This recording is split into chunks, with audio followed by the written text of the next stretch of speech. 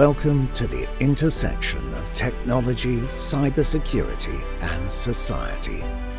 Welcome to ITSP Magazine. Knowledge is power, now more than ever.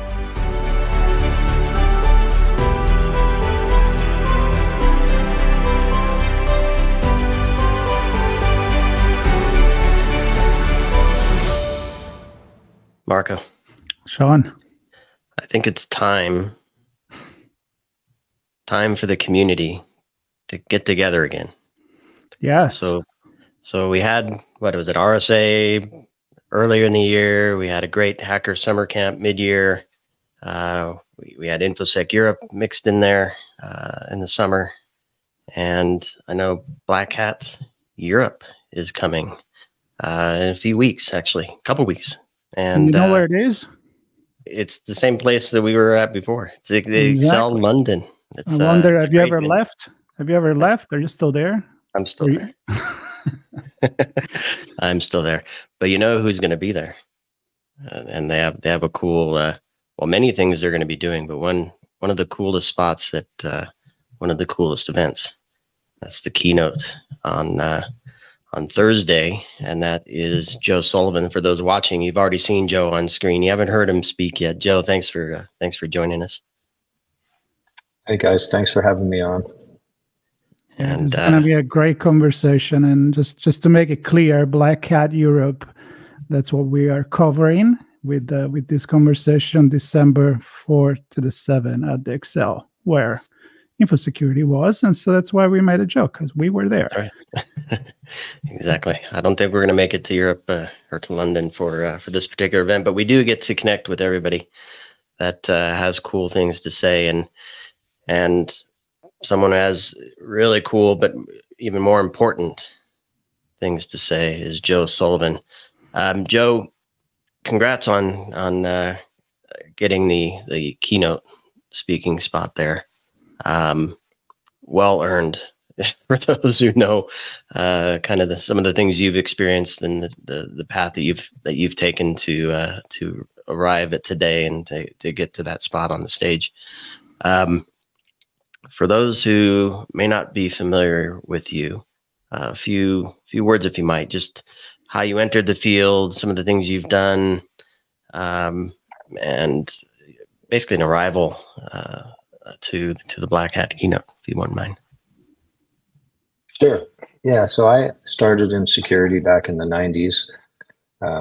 I was a U.S. federal government employee, and I was the person who in 1995 pushed the Department of Justice to let me have a direct internet connection in my office. I soon after became one of the first federal prosecutors in the United States who was prosecuting cybercrime. I was doing that actually from Las Vegas U.S. Attorney's Office. I moved to Northern California. Robert Mueller, who right before he became the head of the FBI, was the U.S. Attorney for Silicon Valley for Northern California. And he wanted to have a dedicated high-tech crime prosecution unit. And I was lucky enough to be one of the founding members of that unit. So we were the first team who got to just full-time prosecute high-tech cases, sitting in Silicon Valley, working most of the time hand in hand with the different tech companies in the Valley. It was my job to essentially go to the companies and say, tell us about the cybercrime, let us help you. I'm from the government, I'm here to help. That led to a lot of interesting and rewarding cases. I even got to work on the digital evidence side of the 9/11 investigation, along with a lot of other more traditional cyber type cases that we've seen ever since. I then moved to eBay to take over and run their e-crime fraud team. And also I managed their policies around what was allowed for sale on eBay. So got to deal with a lot of first of their kind issues. And at eBay, I spent, I racked up a lot of mileage flying around the world, training governments and law enforcement on how to do investigations on the internet and deal with cybercrime, and spent a lot of time trying to convince government agencies to work in partnership with companies to keep the customer safe. And governments weren't investing a lot in cybersecurity back then, or protecting people online. So it was a bit of an uphill battle. Did that at eBay, went over to the PayPal side of the house for a couple of years, and then eventually in 2008 went over to Facebook. Joined Facebook when we were smaller than MySpace, and stayed through the IPO and to a company with over 1 billion customers after I was there for when we acquired Instagram, we acquired WhatsApp, we acquired Oculus. So I lived through all of those experiences. As the chief security officer of the company, I built the security team there from probably half a dozen people to hundreds. And then in 2015, I started thinking it was getting a little quiet at our big company. We had security under control. I didn't have the crystal ball to see the 2016 election and Cambridge Analytica and the things that came after my departure. But it turns out that it didn't stay boring for long there. But I jumped in 2015 over to Uber because it was what I thought the biggest security train wreck of a company. They had, in 2014 had gone through just about every possible negative public security incident you could imagine. A really tragic sexual assault case in India that was global news, stories in the United States about insiders at the company looking up information about customers that they shouldn't be looking at, including even tracking reporters coming to the office for interviews. The company's reputation was in shambles. And then to top it off, at the end of, I think, 2014, they announced a major data breach. So outside the news, they also had a massive fraud problem. We're losing money madly. The company was valued at $40 billion already. So jumped in there and built a security team from about half a dozen again up into hundreds and hundreds. There I oversaw physical security, fraud, rider and driver safety, so safety of anyone in the car, around the car, in the public. Hired a chief information security officer under me, so I had InfoSec, investigations, anything at all security related. That was kind of my job.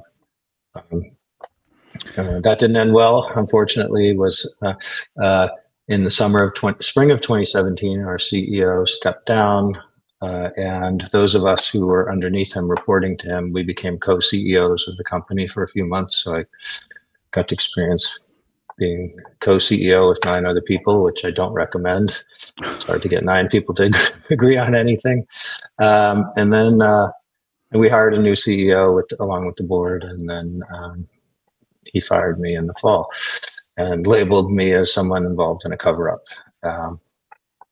I kind of landed on my feet in spring of 2018, went on to join Cloudflare. Well, it was a small private company, and was very fortunate to be able to work with them for 4 years up until last October.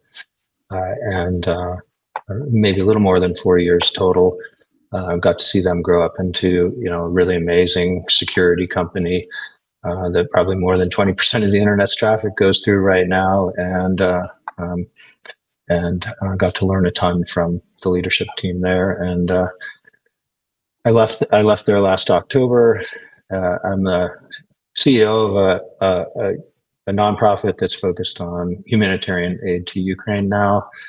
I spend about half my time doing that. In fact, next week, I'll be going to Europe a week before Black Hat. I'll be spending a week in Ukraine, bringing over and delivering a bunch of laptops to kids who are stuck in remote schooling, getting them set up, kind of holiday gifts for the kids over there to get them excited about remote learning. It's hard on them in a war zone. We also bring medical equipment and stuff like that over to help people who are kind of stuck there. And I also do some security consulting and advising on the side these days. Wow, so Joe, I feel like you just gave me the history of being a CISO and cybercrime in 5 minutes, like the history of the world. So I'll be honest, I don't even know where to start, but I do have a point that I made a note at the beginning when you say you were walking into company before you went to eBay and say, representing the government and say, how can we help? I put that as a highlight, that quote right there, because I feel like from that day or that period or that intention, it seems that now the picture it's a little bit different than how can I help. So am I going somewhere with this maybe? Yeah, I know exactly where you're going. I mean, the one thing I didn't mention in that very long bio narrative that I just gave was, the fallout from my time at Uber was that in 2020 I was charged with obstruction of justice and misprision of a felony by the U.S. Attorney's Office that I used to work at. So the head of the office was a former peer, and that was a pretty strange experience to be. I used to sit on the prosecutor table, and then I switched over to sit at the defendant's table, and so I had to live through criminal case. We went to trial. I lost, and last May we had a sentencing hearing, and the judge, the government had been arguing, along the same thing that Uber had said, that I'd done a cover-up. The judge said that the NDA and the work that my team did. The judge said the team's work was outstanding, that the NDA was not a cover-up, and he rejected the government's request that I be sentenced to prison. And so I'm on probation doing community service, like the work that I do in Ukraine, which I was doing before the judge sentenced it. But yeah, so I think a lot about, and have spent a lot of time thinking about the dynamic between the public and private sector. I mean, to me, it was the biggest irony of my life that the thing that I've spent more than 25 years championing, getting the public and private sector working together, I'm the poster child for not doing it right in the eyes of the government right now. And that's part of what I said to the judge at my sentencing hearing. I was the last person to speak before he issued the sentence. I said, if you don't send me to prison, I don't know if I said if you don't. I said, if given the chance, I will go out and talk to everybody I can about how we can do this better. We need to do this better. The government and the private sector need to work together. The reality is, neither will succeed unless we're working together. There are real bad guys on the internet. I don't know if bad guys is the right word. Threat actors, nation states that are trying to take advantage of the West, cyber criminals who are trying to make money, kids trying to mess things up for kicks. They're all out there, and unless the security people inside our companies and the security people inside our governments work together, neither of us is going to be strong enough alone to get the job done, because there's something fundamentally different. Like, the more I think about it, the more I've come to appreciate historically the dynamic between the public sector and the private citizens. If we go back thousands and thousands of years and look at why did people bond together in communities, it was for common defense. And then we professionalized our defense with police and militaries and things like that. And we gave them a lot of power in our communities so that they would protect us from the world. And by and large, that's the way the model has operated for thousands and thousands of years. And it actually works because, in the physical world, you can have borders and boundaries, and you can put your military there, and then the people on the inside can feel safe. But the internet's different, because most of the internet is operated in private hands. And so the people in the government who are supposed to be protecting us, they're blind unless the people in the companies cooperate with them. And so that's why I always, when I wore the government hat and when I wore the private sector hat, that's why I thought we had to work together to protect people. And yeah. So, Joe, I want to talk to you about the temperature, because there's been at least another high-profile poster hung, and I think yeah, it's been a while since I was kind of alluded to that it was going to happen, but yeah, I know I've always thought, and I actually wrote a series on this, that the title of the series, blog series, is "Am I Wrong for Not Wanting to Be a CISO?"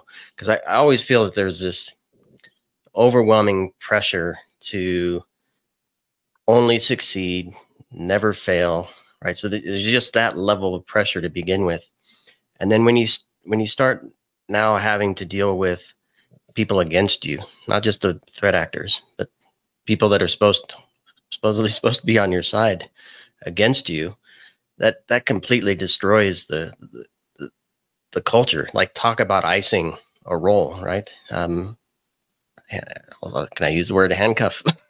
Handcuff the person in the role to not want to do anything that might be seen as inappropriate or out of bounds or in some gray area, that or miss something, even not even intentionally make a decision, but miss something.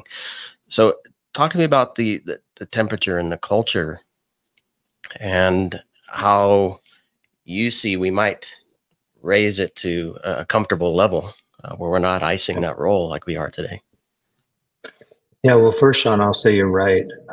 I spend a lot of time talking with security executives and security people inside companies. First, after I got fired from Uber in 2017, really through to my sentencing, I was invited and I spoke a lot with security leaders, kind of in these closed door sessions, Chatham House rule type environments, where they just wanted to know what happened to you and how do I avoid it happening to me? What are the lessons learned? They started getting, and so that was part one of the conversations. And then part two was I get so many of these one-off calls, either directly from someone I know or through an introduction. And it's like, Joe, I'm really nervous. I'm in a situation right now.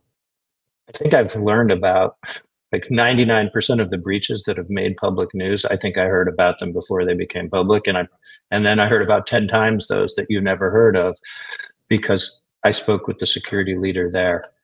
And the reality is, every security leader in a crisis situation isn't only thinking about how do I navigate this for the company and our customers.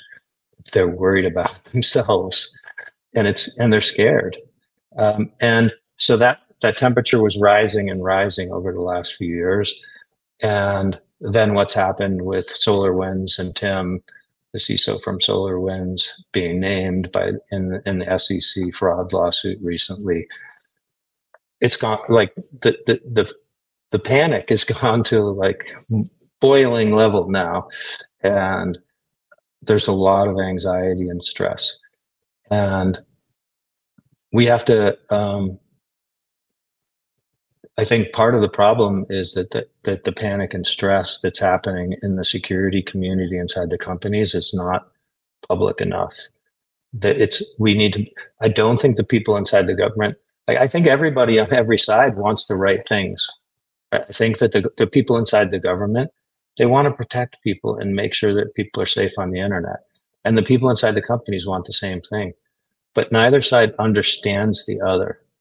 And so we need more transparency and visibility, and we need to talk about ways to diffuse this heat and get the sides to understand each other, where they're coming from. And, I keep saying someone has to do it. And I guess I told the judge that I would do it. And so here I am.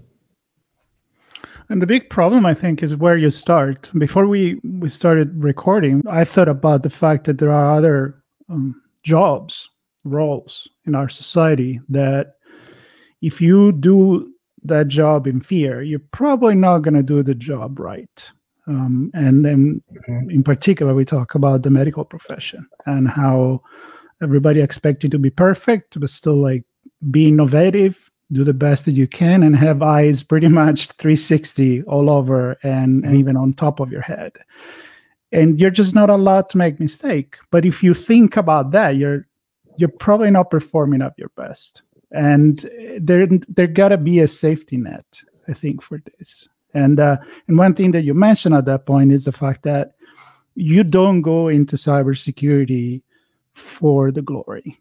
you do because you want to be useful. You want to fight crime.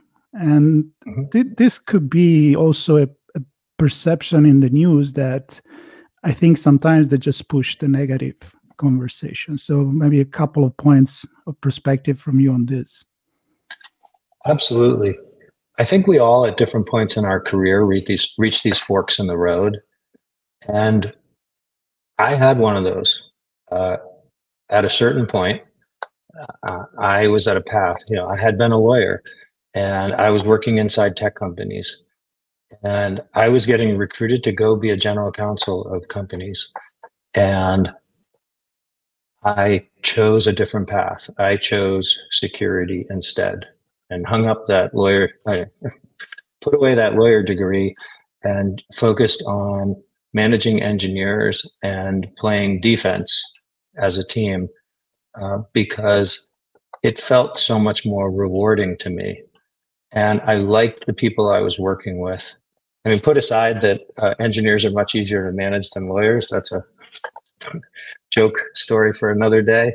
But when you work in security, you feel like you're surrounded by mission-oriented people. I spent the first 8 years of my career in government service. I went into government straight from school.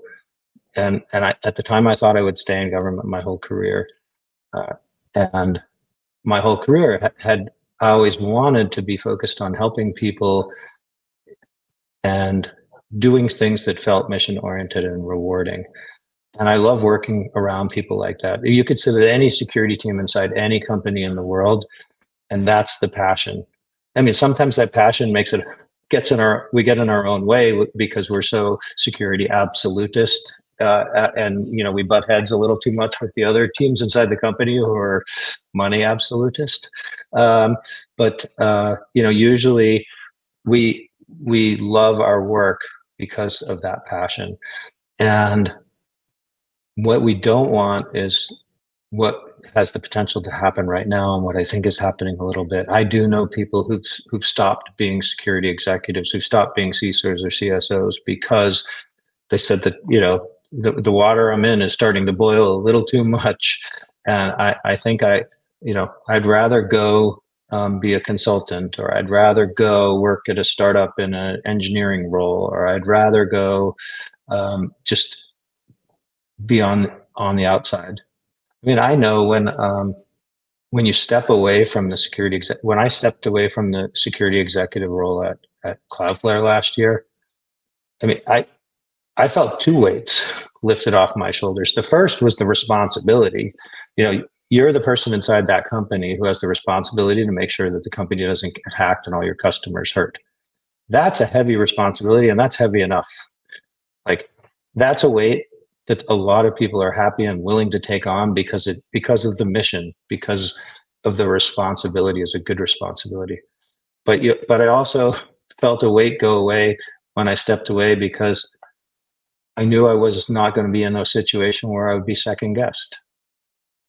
And that is a, what I think my job now is partially about, and why I'm looking forward to doing these talks at Black Hat and wherever anyone else will invite me to speak, is because I think we need to get people to understand that having that pressure, like, we want people to take that first pressure on and do it well and run with that weight. And we want the strongest people to take on that weight because they'll carry it the furthest and the best. But if we don't deal with that second issue, people aren't going to choose to play the sport. So let's talk about all the things you're doing at Black Hat in London. 3 days, 3 different activities, culminating on the third day with your keynote. So we'll end there. Talk to us about the other 2 events or activities that you're involved with. And I really want to know, I'm thinking from security executive, security leader, maybe even practitioners aspiring to sit in that role, but might have concerns. What are those activities, conversations, presentations about? What are you going to say? What are you going to hear? What's the objective for each of them? Yeah, like, one of my goals is to learn as much as I share every time I get out there. And like, the reason I like going to conferences like Black Hat, and I've been going to Black Hat in Vegas for forever. And I'm excited to go in London for my first Black Hat Europe to get to know that community in Europe a little better. I've done lots of security events in Europe and keynoted conferences in countries across Europe and managed teams across Europe, but I missed that. I haven't had that chance in a bit, and I want to learn how it's going over there in terms of the pressure that I'm learning so much about, that people who are in the role right now are feeling in the United States and other places. And I want to compare notes and all that. So yeah, 3 days. One of the things that Black Hat does really well is they put on an exec summit in Las Vegas for Black Hat USA. It's called the CISO Summit, and in Europe it's called the Exec Summit. And it's the thing that when I was a baby CISO, when I was the first running security at Facebook, I felt so out of my depth. As a security leader, it's a really, really lonely position. You are supposed to look to the exec team and the board like you've got it all figured out. You're there, you're the person who's the top expert in the company on security, so you can't show weakness to them. And then you're managing a whole team of security professionals, and they all look up to you, and you're the leader, and you're supposed to inspire them, and you can't show weakness to them. So who do you turn to ask questions? How do I do a better job communicating to the board? How do I do a better job fighting for resources? How do I do a better job making sure that I'm prioritizing the right things? Where should I be proactive versus reactive? The CISO community is amazing in that regard. We all have leaned on each other. I have so many mentors, and I've tried to give back as much as, and so the best thing that I could ever do as a security leader was go to something like the Black Hat Exec Summit and get in the room with my peers and say, oh, you know what I'm struggling with today? This. And then they'll be like, oh, here's how I solved that. It's so incredibly valuable. And it's a different conversation than happens, in front of all of the teams, because it's where the leaders can be vulnerable. And so the first thing I'm doing in London this year is I'm going to spend a full day at that exec summit, and I'll be one of the keynote speakers there. And I'll talk about the cases and the stuff we're talking about, but specifically with the lens of the security leader as an individual. How can they think about these things? And in that environment, rules environment where you can share freely, and what happens in that room stays in that room, and likewise, the other people in there can share with you as well, and each other. Yeah, and what happens in that room is amazing, because it's not one person standing there talking at everybody. It's a room full of experts. It's the people who are at the top of the profession, and there's not a person in the room who doesn't have a valuable perspective. And so it's, I spark the conversation by standing up on the stage, but I want to be there for the whole day, because then when I get off the stage, it's all the little conversations that'll happen the rest of the day into the evening with those people that will be the most valuable parts of it. And so that's day one. I mean, that's what I did. I did a version of that for Black Hat USA. And I think that went so well this summer that the leadership team from Black Hat reached out and said, could you do a version of that as a main stage keynote for us? Because it just, everybody was just, like I said, it wasn't just me, it was the conversation. And so I enjoyed that so much. I was talking to the organizers of Black Hat Europe, and they said, well, we do this thing kind of like community sessions that are very interactive. And would you be interested in doing one? And I said, sure. And so that's the second day. I will have a community session. It will be It'll be more informal. It'll be, it's kind of like I'll be in a room, and if people show up, we'll get together and we'll just kind of talk. And so that can be more like Q&A and dialogue. And I thought that was a good idea because I did a different talk at DEF CON this past summer. I talked about this case from the perspective of the security researcher and how we want to continue to promote security research.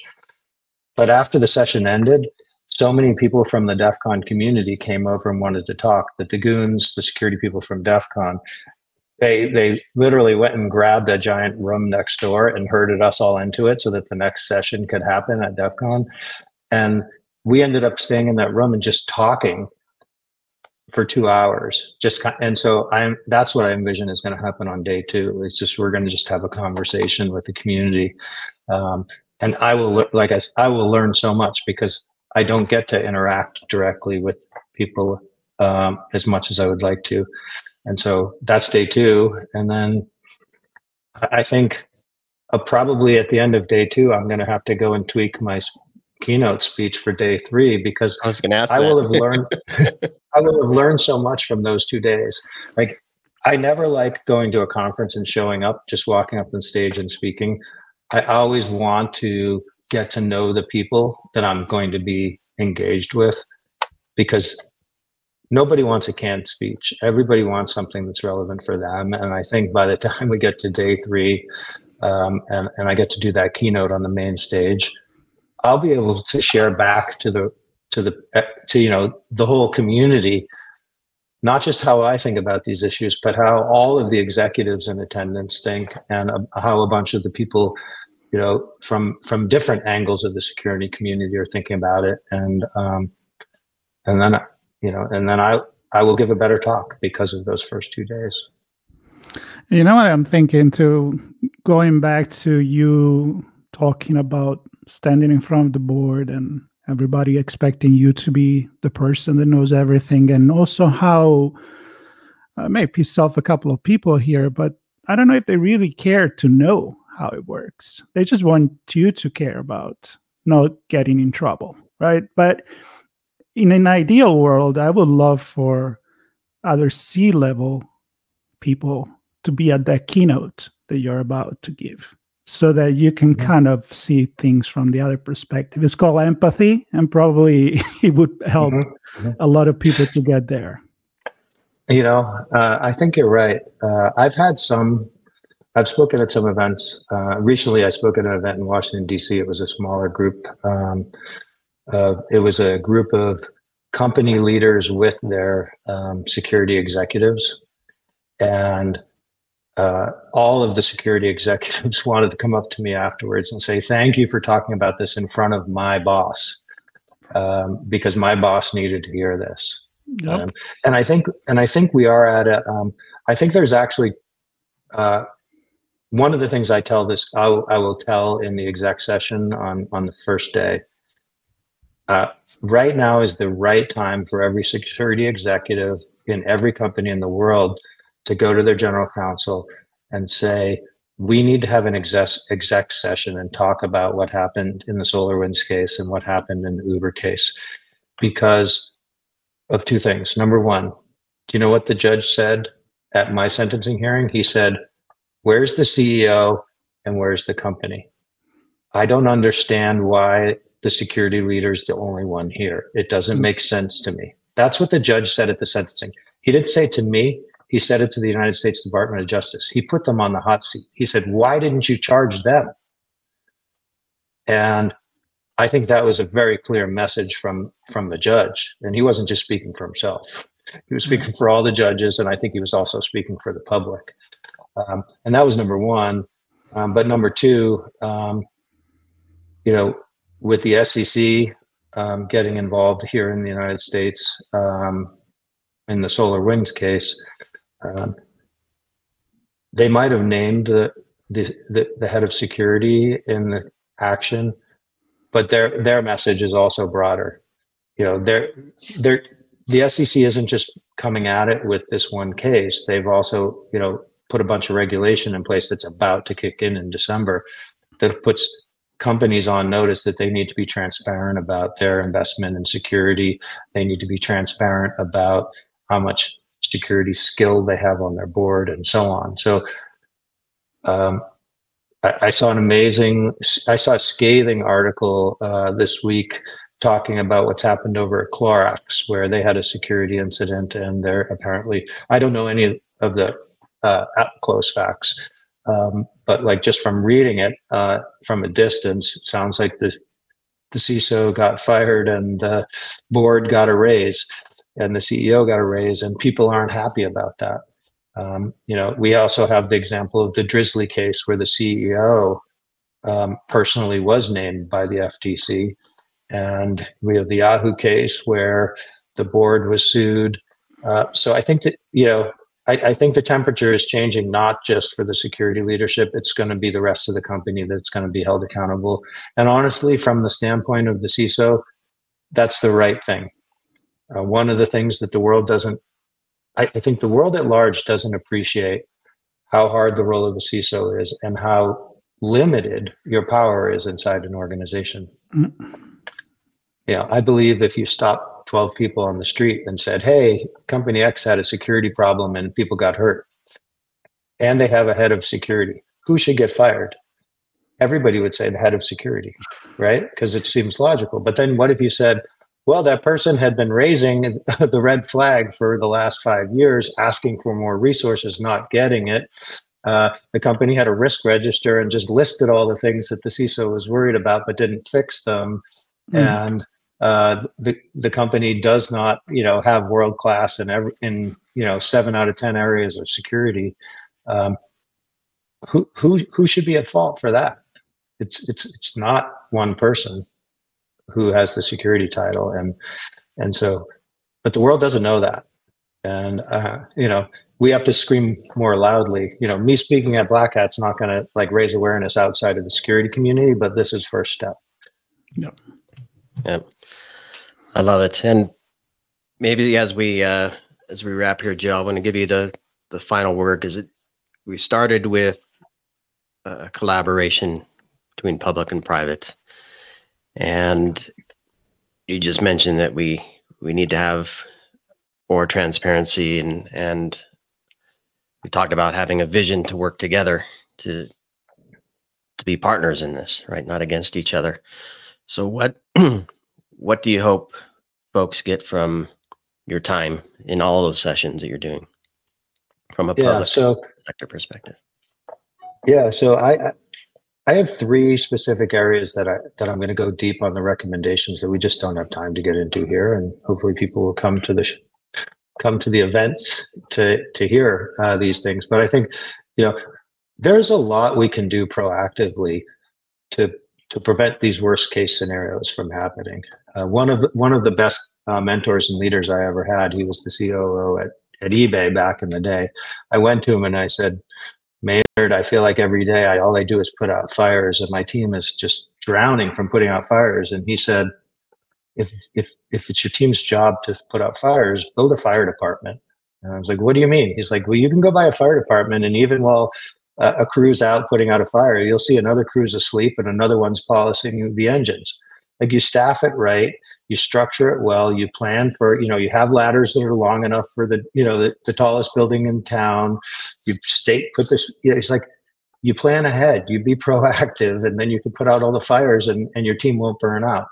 Well, there's a lot we can be doing in security, and I've put together a lot of best practices, not just on my own from my experiences, but from talking to lots of people over these last few years.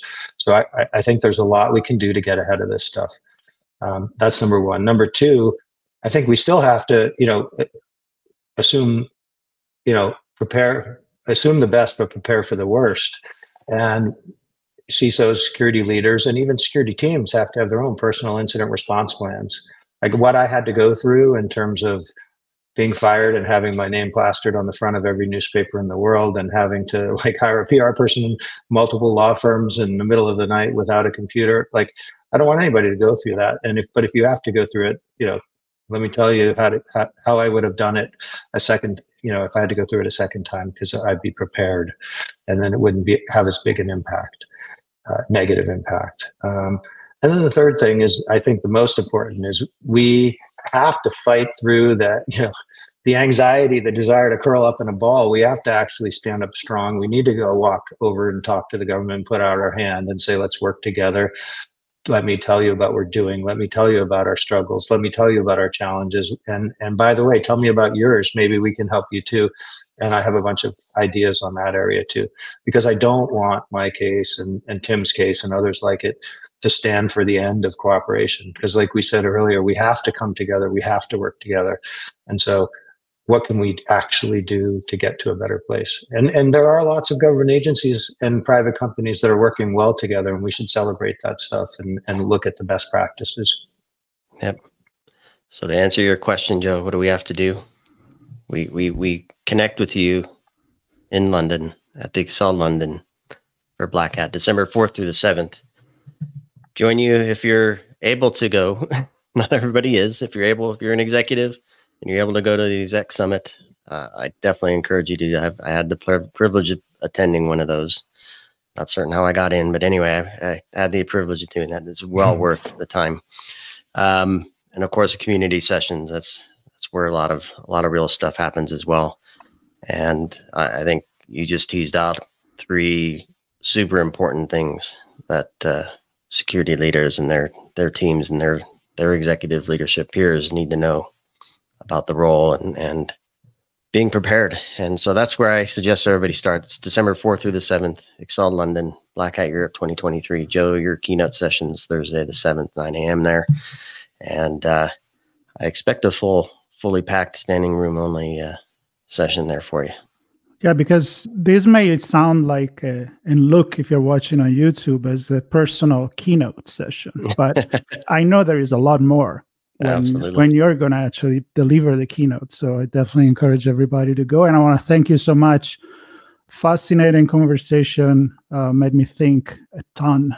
And I'm hoping that our audience is going to think a lot as well. I'm sure they will. Excellent. Thank you for having me. Thanks, Joe. And thanks, everybody, for listening and watching. One of a number of sessions that we'll have here as we continue to cover Black Hat Europe 2023, still 2023, in London. And I think we've already recorded another one, and we have a bunch of other sessions lined up as well. And so stay tuned and share, attend the event, connect with your peers, have those conversations. And let's be better together. Thanks, Joe. Thanks, everybody. Thanks, Marco. Thank you. We hope you enjoyed this conversation. If you learned something new and this story made you think, then share ITSPmagazine with your friends, family, and colleagues. If you represent a company and wish to associate your brand with our conversations, sponsor one or more of our columns. We hope you will come back for more stories and follow us on our journey. You can always find us at the intersection of technology, cybersecurity, and society.